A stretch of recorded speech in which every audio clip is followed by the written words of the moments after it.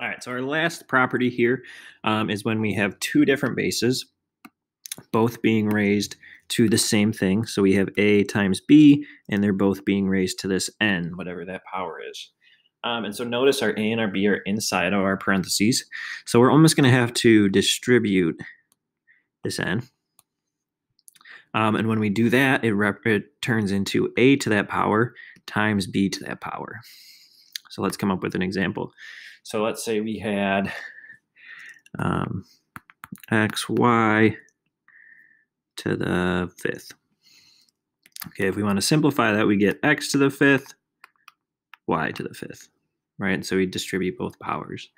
Let's say there's a value in there. So let's say we had 2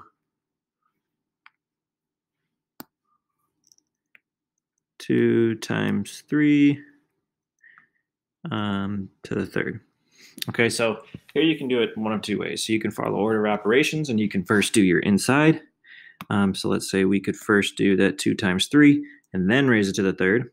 Or we could follow this property, distribute it in, and go from there. So let's do that just to follow this property. So we get 2 to the third times 3 to the third. 2 to the third get 8 times 3 to the third, you get 27. And if you do 8 times 27, you get 216. Right, so whether you're dealing with variables up here or if you're dealing with numbers down here, follows the same pattern, and you can go from there. Let's see what happens if we were to do the inside first over here. So then we would get 2 times 3, which gets you 6 to the third. And if you do 6 to the third, you do get 216.